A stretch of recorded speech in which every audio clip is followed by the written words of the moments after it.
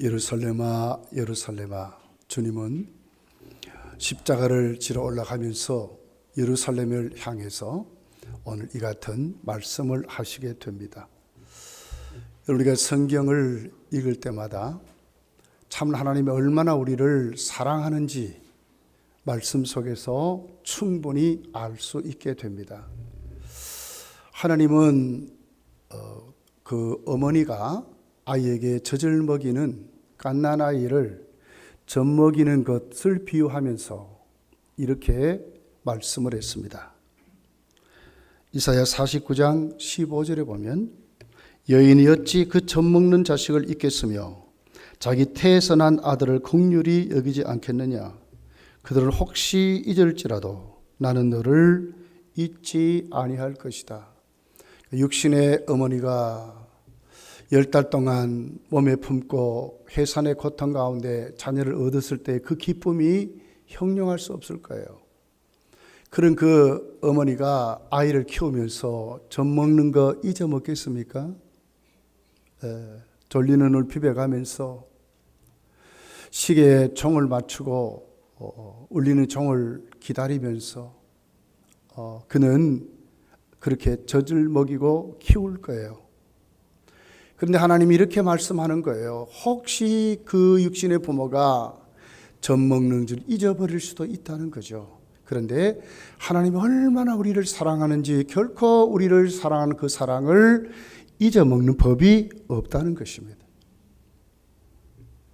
이사야 45장 18절에 가서 보면 하나님은 창조하신 후에 그 에덴 동산에 인간을 위해서 에덴 동산을 만드는 것을 말해요. 대저 여호와께서 이같이 말씀하시되 하늘을 창조하시니가 이 그는 하나님이시니 그가 땅을 지으시고 그것을 만드셨으며 그것을 견고하게 하시되 혼돈하게 창조하지 아니하시고. 왜 이렇게 했습니까? 사람이 거주하게 그것을 지으셨으니 나는 여호와라 나 외에 다른 이가 없느니라. 하나님 형상으로 지어서 하나님 대리자로 살게 하시려고 하나님 같은 지혜를 가지고 세상을 다스리고 정복하고 땅에 충만하도록 하나님을 사랑하는 자손들이 넘치도록 하나님은 그렇게 하시려고 사람에게 특별한 사랑을 부어주셨습니다. 에덴 동산보다도 더 좋은 것을 준비하셨다고 합니다. 선지자를 보냅니다. 제사장들을 세웁니다. 사도들을 보냈습니다. 나중에 예수님까지 보냈습니다. 왜 그러겠습니까? 데살로니가전서 5장 10절에 보니까 이렇게 기록해요. 예수께서 우리를 위하여 죽으사 우리로 하여금 깨어 있든지 자든지 자기와 함께 살게 하려 하셨느니라. 주님과 함께 살게 하시려고 선지자를 보내고 주의 종들을 보내고 나중에는 자신까지 이 땅에 오셔서 그는 공생애를 하나님의 복음을 전하시고 그리고는 결국 십자가에 죽게 된 이유가 뭡니까? 자신과 함께 살게 하시려고 천국을 주시려고 주님이 그렇게 하셨다고 말씀을 하고 있습니다. 그러면서 요한복음 15장 4절에 보면 우리가 그 주님 안에 거해서 영원토록 구원받은 하나님의 백성은 주님 안에 산다고 기록하고 있습니다. 고아와 가바같이 버려두지 아니하고 천국 가는 그날까지 확실히 함께해서 확실히 데려가시는 요한계시록 3장 20절에 보니까 우리와 함께 먹고 마시고 산다 그랬어요. 볼지어다 내가 문 밖에 서서 두드리니 누구든지 내 음성을 듣고 문을 열면 내가 그에게로 들어가 그로 더불어 먹고 그는 나로 더불어 먹으리라.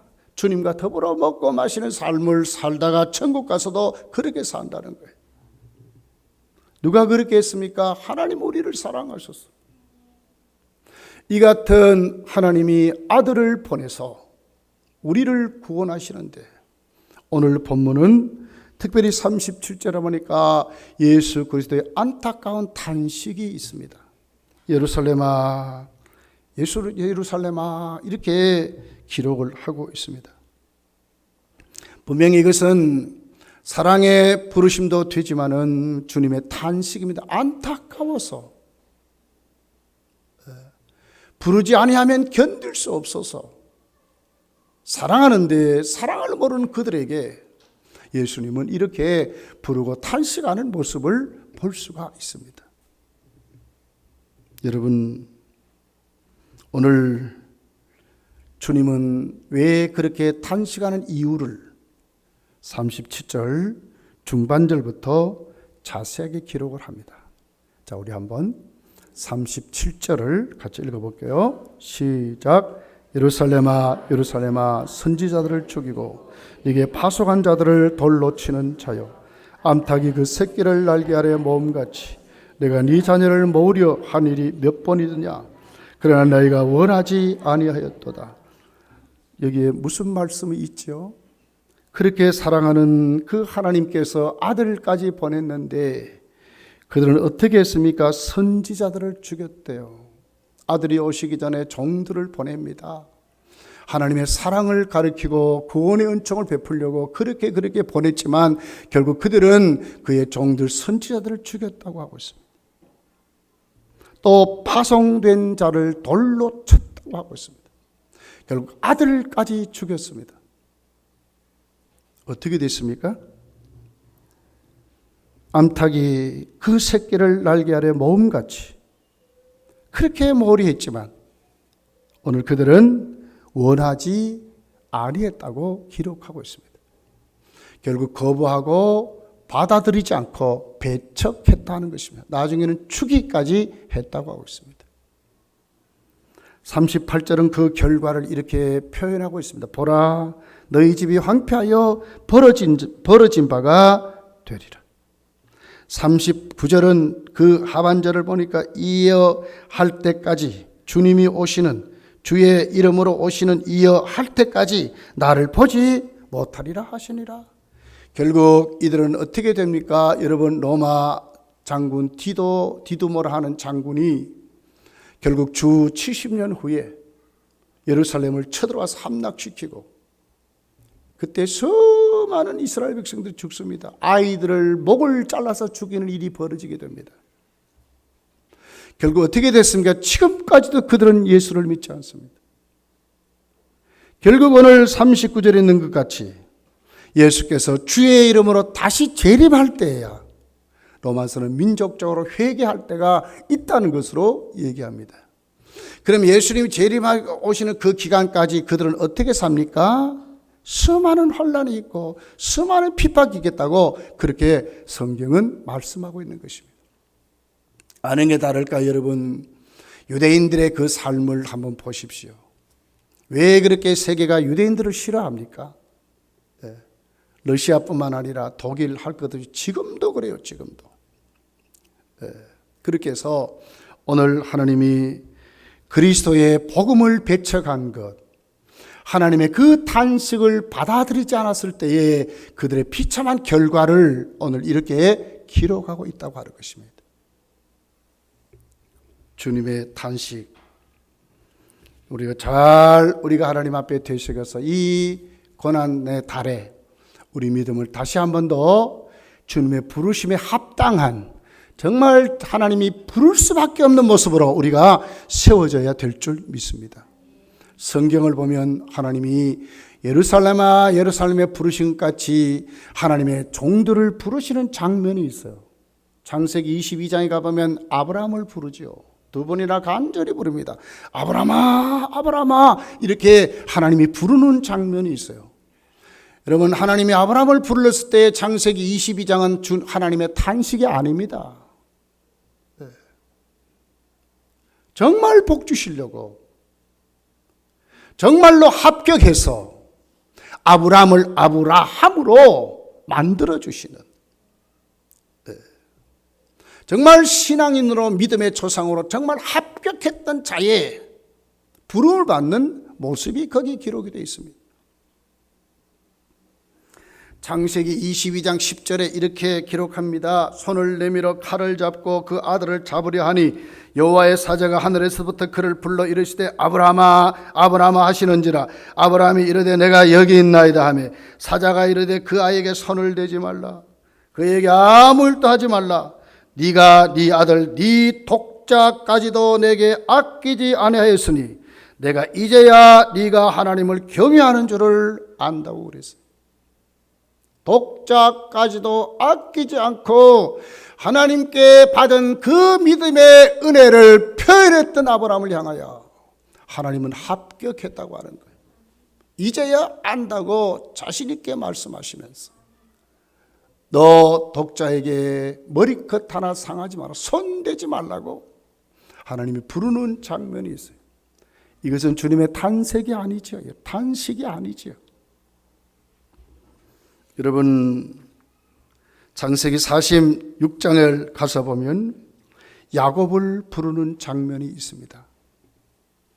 요셉이 살아있다는 소식을 듣습니다. 그러나 요셉이 살아있는 땅은 애굽 땅입니다. 자기 조상 할아버지 아브라함이 애굽에 내려가다 큰 코 다친 것을 야곱은 너무나 잘 압니다. 객제삼 맏단 아람 삼촌 라반의 집에 찾아갔을 때에 그가 당했던 어려움을 야곱은 너무너무 잘 압니다. 함부로 움직일 수 없습니다. 왜? 믿음이 이제 장성했습니다. 하나님이 무엇을 원하는지를 알고 싶습니다. 하나님이 정말 어떻게 하시는지 알고 싶습니다. 그래서 창세기 46장에 야곱이 브엘세바에 올라갑니다. 할아버지 아브라함부터 제단을 쌓았던 하나님의 전에 올라가서 예배 드렸다고 하고 있어요. 이렇게 기록합니다. 이스라엘이 모든 소유를 이끌고 떠나 브엘세바에 이르러 그의 아버지 이삭의 하나님께 희생 제사를 드리니 그랬어요.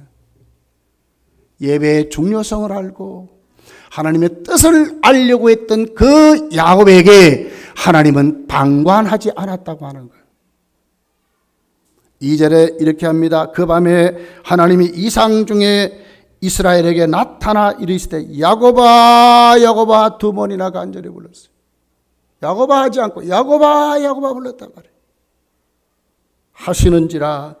야곱이 이르되 내가 여기 있나이다 하며 하나님이 이르시되 나는 하나님이라. 네 아버지의 하나님이니 애굽으로 내려가기를 두려워하지 말라. 내가 거기서 너로 큰 민족을 이루게 하리라고 하나님이 야곱을 두 번이나 부르시면서 간절하게 말했어요. 여러분, 이것이 하나님의 탄식입니까? 아니죠. 하나님 알고 싶어서 그 뜻대로 순종하고 살고 싶어서 가는 길마저도 자기 마음대로 자기 지혜와 자기 생각대로 움직이지 아니하고 하나님의 거룩한 계획을 알고 움직이려고 갔던 그 야곱의 그 예배를 하나님이 받으시고 그 밤에 나타나셔서 야곱아 야곱아 하시면서 하나님이 야곱에게 애굽에 내려가라고 하는 말씀을 주셨던 것을 보게 됩니다. 여러분, 야곱만이 그렇습니까? 사무엘상 3장에 가서 보면 사무엘이 있습니다. 엘리 제사장 시대에 말씀이 끊어진 시대였습니다. 영적으로 정말 어두운 시대였습니다. 엘리 제사장의 아들들이 예배를 멸시하고 하나님을 두렵게 생각하지 아니하고 마음대로 좌우했던 그런 엘리 제사장의 그 시대를 그렇게 표현을 하고 있습니다. 그는 그 시대에 사무엘상 3장에 가서 보면 사무엘은 하나님 목전에서 자랐다고 기록하고 있어요. 성전에서 자라났다고 기록하고 있어요.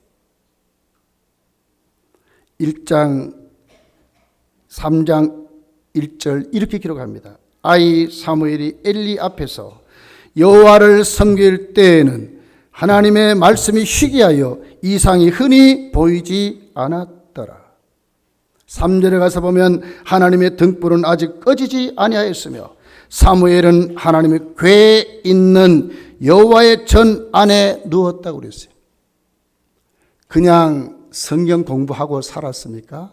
아닙니다. 이상이 끊어지고 하나님을 더럽게 생각하지 않는 그 시대에 사무엘은 어떻게 성장했다고요? 여호와를 섬길 때에 사무엘은 하나님 궤 있는 여호와의 전 안에, 하나님의 궤 있는 전 안에 그랬어요. 하나님의 임재 앞에 있었다 그 말 아닙니까? 그 성전을 사랑하고 어떻든 그분 앞에서 키워주려고 했던 그 하나님은 그냥 두지 않았어요. 4절부터 보면 여호와께서 사무엘을 부르시게 됩니다. 3번이나 부르지만 아직까지 하나님을 만난 경험이 없기 때문에 자기가 섬기는 주의 종 엘리 제사장이 부른 줄 알고 그 앞에 갑니다. 엘리 제사장이 가르쳐 줍니다. 아니야, 하나님이 부르시는 것 같아. 이제 하나님이 부르시면 예, 주의 종이 여기 있나이다 대답하거라. 그 말씀을 순종하고 그가 여호와의 전 궤 앞에 누웠을 때 하나님이 다시 부르게 됩니다. 10절에 이렇게 기록합니다. 여호와께서 임하여 서서 전과 같이 2번 부릅니다. 사무엘아 사무엘아 부르는지라. 간절하게 불렀습니다. 사무엘이 이르되 말씀하옵소서 주의 종이 듣겠나이다 했다고 그렇게 성경은 기록을 하고 있습니다. 사랑하는 성도들이요, 오늘 이분들은 어떤 모습입니까? 예루살렘은 우리 잘 알듯이 그 뜻이 평화의 도시 하는 뜻이에요. 평화의 처소 하는 뜻이에요. 왜? 하나님의 영광이 머물고 성전이 있기 때문에 하나님과 소통된 도시입니다. 특별히 하나님이 택한 도시입니다. 그럼에도 불구하고 지금 예수님은 그들을 향해서 탄식하고 있는 것입니다. 과거의 영광을 다 잃어버렸습니다. 하나님을 사모하는 열심도 다 잃어버렸습니다. 하나님의 아들 예수 그리스도까지 왔는데도 불구하고 그들은 종들을 때리고 죽이다가도 이제는 예수님마저도 십자가에 못 박으려고 하는 것입니다. 이들을 향해서 지금 예수님은 탄식하는 것입니다.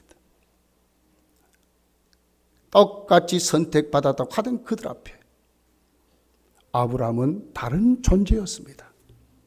야곱도 다른 사람들이었습니다. 사무엘도 다른 사람들이었습니다. 하나님은 그들의 이름을 2번이나 부르시면서 그들의 믿음을 인정하셨고 그들의 앞길을 인도하셨고 그들의 높은 믿음을 칭찬하시는 하나님의 은혜를 볼 수가 있습니다. 여러분, 마태복음 25장은 우리에게 말합니다. 예수님 이 땅에 오셔서 우리를 심판하실 때 분명히 잘했다 칭찬하는 자들이 있습니다.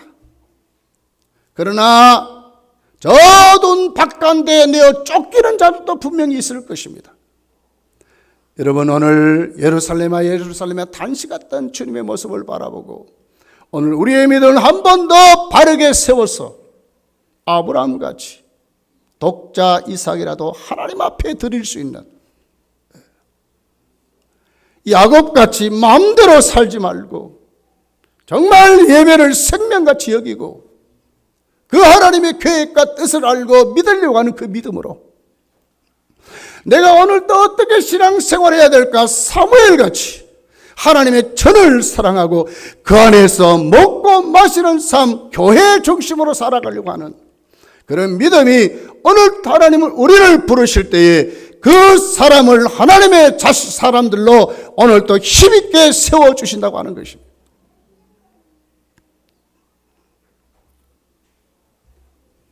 오늘 성경은 말하지요. 그 평화의 도시가 평화의 도시가 아니 되어버렸습니다. 황폐하게 된다고 그랬습니다. 다른 복음을 보면 돌 위에 돌 하나도 남지 않고 다 무너져 버린다고 그랬습니다. 성전마저도. 이 비참이 왜 그렇게 되겠습니까?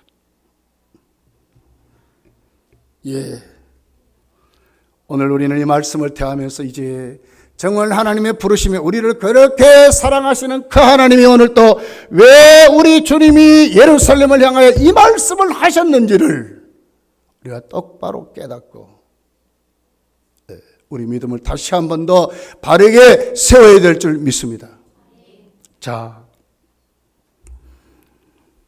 37절 중반절에 이런 말씀이 있습니다. 암탉이 그 새끼를 날개 아래 모음같이 내가 내 자를 모으려 한 일이 몇 번이더냐. 이 말씀은 뭐겠어요?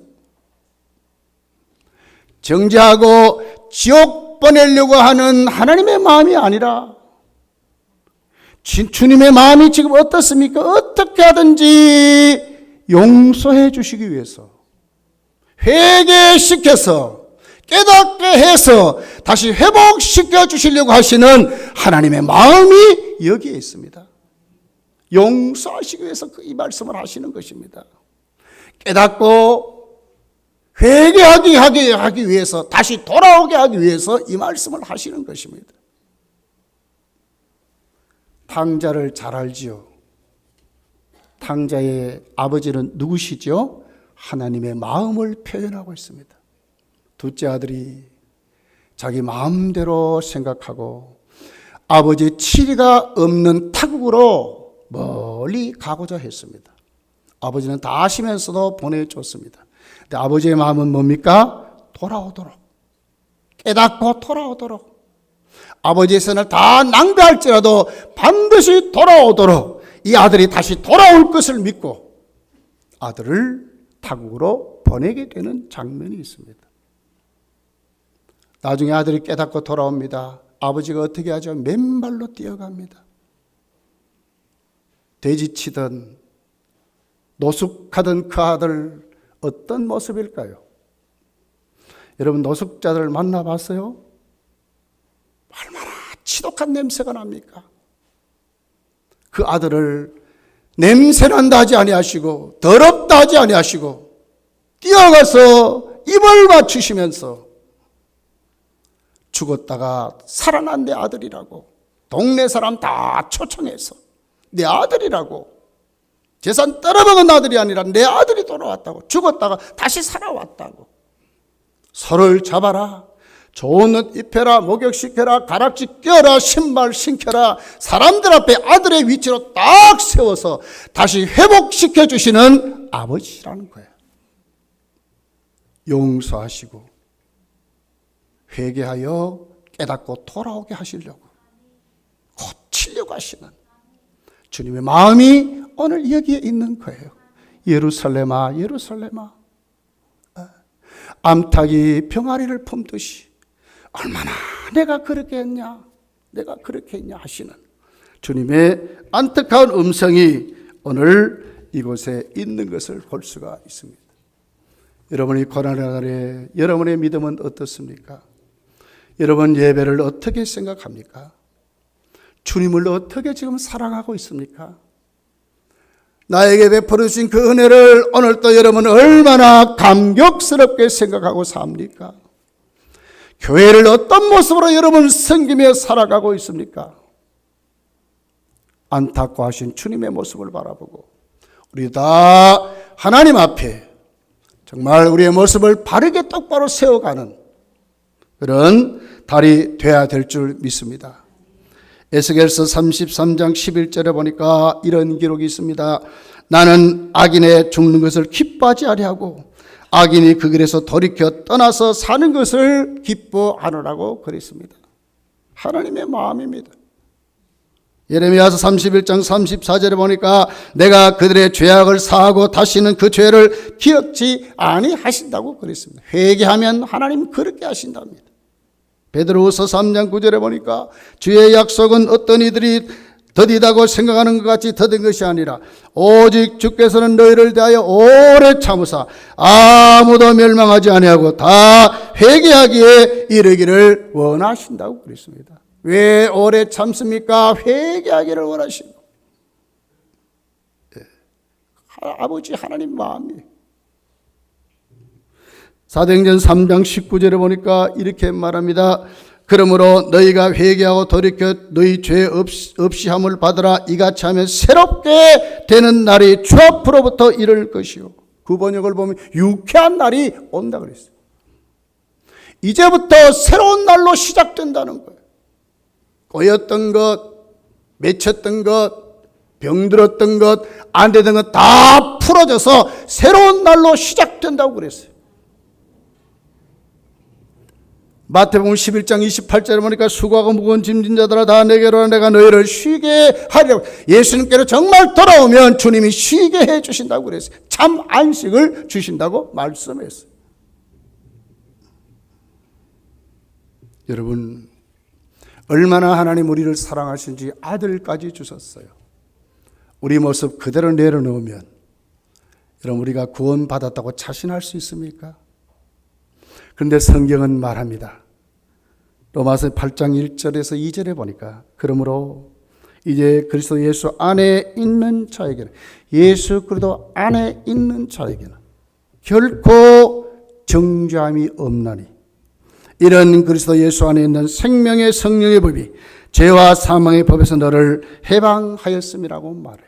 예수 그리스도 안에 있는 생명의 성령의 법이 오늘도 우리를 강하게 사로잡아서 천국까지 이끌어 가신다는 거예요. 우리 모습 그대로 내려놓으면 자격 없지만 예수 믿기 때문에, 예수 안에 있기 때문에, 돌아왔기 때문에 천국 가는 그날까지 책임진다는 거예요. 우리가 살다 보면 죄 짓지요. 죄 안 짓는 사람 어디 있어요? 연약해서도 짓고 몰라서도 짓고 아직도 깨트려지지 않아서 교만해서 짓고 아직도 내 중심에 주님 중심으로 살지 아니하고 내 자 중심으로 살다 보니까 우리가 죄 짓고 살아가요. 욕심대로 살고 정욕대로 살고 우리 마음대로 때로는 그렇게 살 수 있어요. 그러나 우리가 오늘도 하나님의 자녀로 세워져서 천국까지 성령께서 우리를 인도할 수 있는 힘이 어디 있습니까? 로마서 8장 34절에 보니까 이렇게 기록해요. 누가 정죄하려 죽으실 뿐만 아니라 다시 살아나신 이가 그리스도 예수시니 그는 하나님 우편에 계신 자요 우리를 위하여 간구하시는 자시니. 누가요? 하나님 우편에 계신 주님께서 오늘도 날 위하여 간구해 주고 계신다는 거예요. 이런 사람이에요, 우리가. 요한일서 2장 1절에 보니까 이렇게 기록합니다. 나의 자녀들아, 내가 이것을 너희에게 쓰면 너희로 죄를 범하지 않게 하려 함이라. 자, 왜 복음을 기록했습니까? 주님의 사랑을 기록했습니까? 은혜를 기록했습니까? 주님이 십자가에 죽었다고 하는, 날 위해 죽었다고 하는 말씀을 기록했습니까? 다시는 죄 짓지 않게 하시려고. 만일 누가 죄를 범하여도, 그러나 우리가 약해서 죄를 짓지요. 죄 안 짓는 사람은 어디 있어요? 누가 죄를 범하여도 아버지 앞에서 우리에게 누가 있어요? 대언자가 있으니 곧 의로우신 예수 그리스도라고 말했어요. 대언자라는 원문의 뜻은 대변자, 변호자, 중재자, 돕는 자 이런 뜻이에요. 바른 성경을 보면 변호자라고 기록해요. 그 변호사가 있다는 거예요. 날 위해 세운 그 누구죠? 이 주님이. 지금도 하염없이 끊임없이 사탄은 우리를 정죄하지요. 사람들은 정죄하죠. 그런데 주님은 하나님 보좌 앞에서 뭐라고 그래요? 아닙니다, 아버지. 내가 이어병 목사의 죄를 위해서 십자가에 죽었습니다. 말씀하고 계신다 그 말이에요. 지금도 왜 우리를 용서하시기를 원하십니까? 왜 회개시켜서 회복해 주기를 원하십니까? 구원받았기 때문에. 구원 못 받았으면 예수 믿고 구원 받으라고. 구원 받았으면 이제 구원 받았기 때문에. 용서 받았기 때문에. 회개해서 하나님의 자녀로 정말 하나님이 축복하시는 그 사랑 깨닫고 세워질 사람으로 살게 하시려고 하신다는 거예요. 사랑하는 성도들이여, 우리는 다 천국 가게 될 것입니다. 중요한 것은 오늘 주님이 날 부르실 때에 단식하고 부르지 말게 하시고, 우리가 정말 용서받은 자로서 회개해서 정말 주님이 원하시는 삶을 우리가 점점 더 우리의 믿음의 조상들 같이 우리도 세워져야 될 줄 믿습니다. 그러면서 오늘 본문은 무엇을 얘기하죠? 오늘 정말 우리가 주님 품 안에 있다면, 자 37절 다시 볼게요. 암탉이 그 새끼를 날개 아래 모음같이, 암탉이 새끼를 왜 그 날개 아래 모읍니까? 책임지시려고 하는 거예요. 책임진다고. 암탉이 그 새끼를 날개 아래 품어서 적들에게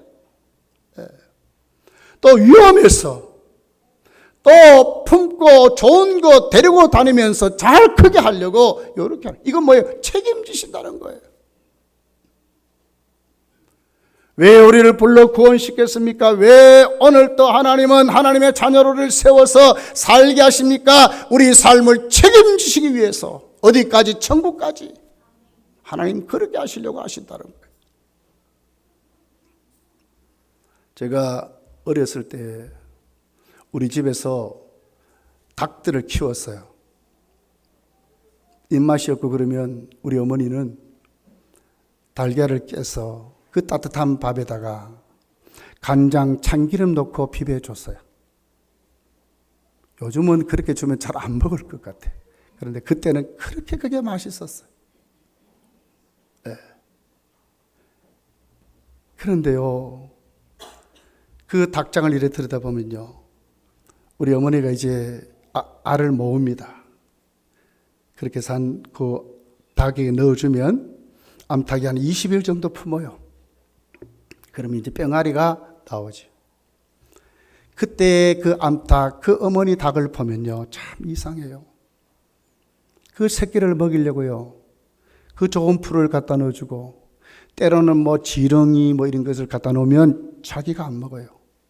구구구구구구구 그러면서 자기 그 새끼를 부르는 거예요. 그렇게 해서 그 마른 풀을 먹게 하고, 지렁이도 먹게 하고, 개구리도 먹게 하고, 그런 것을 봤어요. 여러분, 하나님이 그런 분이셔요. 왜 오늘 또 우리를 구원시켜서 천국까지 가는데, 이 험한 세상 하나님이 우리를 살게 하시되 어떻게 하시느냐? 책임져 주신다는 거예요. 회개하고 정말 주 앞에 바로 서면 주님이 우리 삶을 책임져 주신다는 거예요. 마태복음 6장 25절에서 26절에 보니까 이렇게 기록해요. 그러므로 내가 너에게 이르노니 목숨을 위하여 무엇을 먹을까, 무엇을 마실까, 몸을 위하여 무엇을 입을까 염려하지 말라. 목숨이 의복보다 중하지 아니하며 몸이 의복보다 중하지 아니하냐. 공중의 새를 보라. 심지도 않고 거두지도 않고 창고에 모아 들이지도 아니하되 너희 천부께서 기르시나니 너희는 이것들보다 귀하지 아니하냐. 책임진다는 말이에요. 책임진다는 말이에요. 무엇을 먹을까, 무엇을 마실까 하지 말라. 일용할 양식을 구하는 자에게 책임져 주신다는 거예요. 믿으시기를 예수 축복합니다. 책임져 주시되 책임져 주시되. 뿐만 아니죠. 신명기 8장 3절에 가서 보면 우리 육의 양식만 아니라 우리 영의 양식도 하나님이 책임지심을 가르쳐 주었어요. 너를 낮추시며 너를 줄이게 하시며 또 너도 알지 못하며 내 조상들도 알지 못하던 만나를 내게 먹이신 것은, 자 뭡니까? 오늘 우리에게 일용할 양식을 주는 그 이유는 일용할 양식만이 아니라 진짜 주고 싶은 게 있어요. 사람이 떡으로만 사는 것이 아니라 여호와의 입에서 나오는 모든 말씀으로 사는 줄을 네가 알게 하려 하심이라. 하나님 오늘 또 우리에게 어떻게 책임지신다고요? 육적인 양식만이 아니라 영적인 양식도 책임져 주심을 가르쳐 줬어요. 내가 낮아지면, 내가 그 말씀을 사모하면, 만나를 이스라엘 백성들이 여러분 아침마다 삼하고 가서 먹으려고 했잖아요. 똑같이. 내가 육신의 양식을 삼하고 그렇게 살듯이 내가 정말 하나님 앞에 살려고 하면 하나님 그냥 그렇게 하는 것이 아니라 하나님의 말씀이 여러분의 귀에 들리게 하실 것이고 하나님의 말씀이 믿어지게 하소서. 믿음은 어떻게 생겨요? 들음에서 난다 그랬잖아요. 정말 위로부터 주시는 하나님의 말씀을 먹고 살게 하시려고 하나님 지금도 그렇게 하신다는 거예요.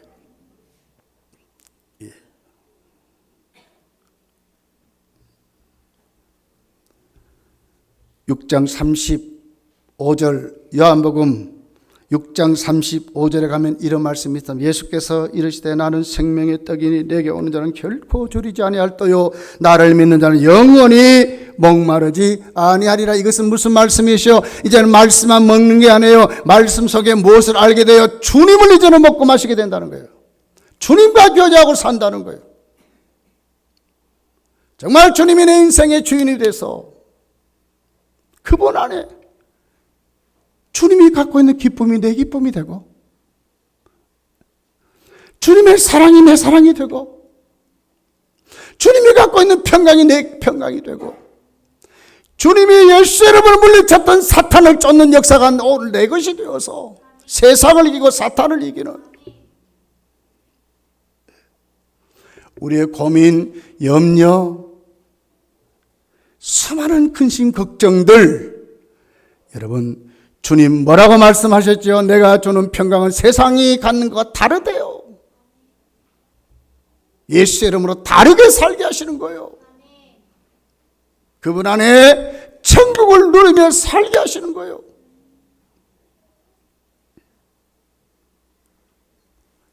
요한복음 6장 51절에 가니까 이렇게 말했어요. 나는 하늘에서 내려온 살아있는 떡이니 사람이 내 떡을 먹으면 영생하리라. 내가 줄 떡은 세상의 생명을 위한 내 살이니라 하시니라.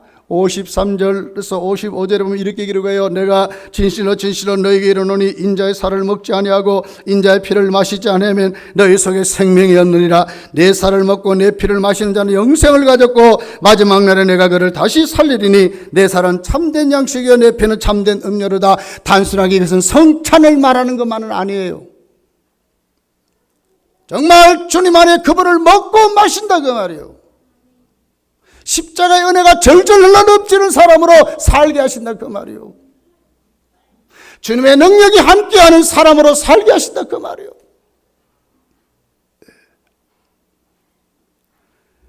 여러분 대한민국 대통령이 이같이 우리에게 이렇게 해줄 수 있습니까? 누가 그렇게 해줄 수 있습니까? 하나님 아버지 예수 그리스도 성령 삼위일체 하나님만이 오늘도 우리에게 이런 삶을 주시는 줄 믿습니다.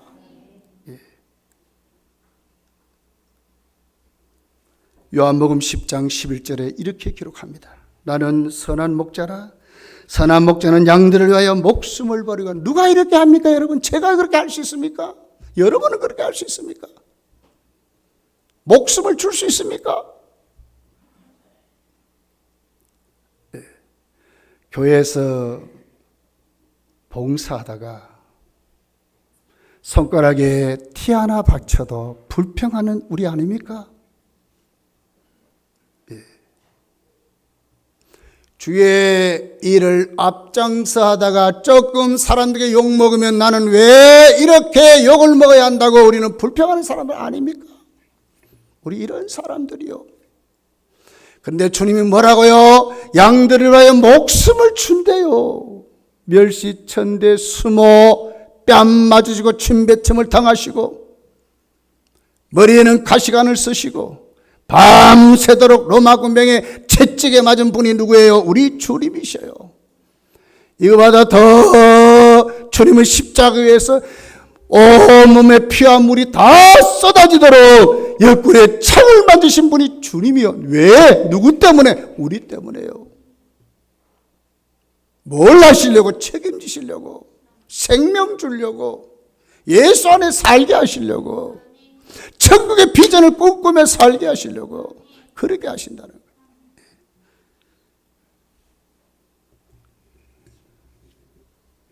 어떤 분이 이렇게 얘기해요. 잘 믿어보려고 하는데 나는 왜 이렇게 어렵냐고. 잘 믿어보려고 하는데 왜 이런 일이 생기냐고. 기도하려고 딱 작정했는데 왜 이런 일이 생기냐고.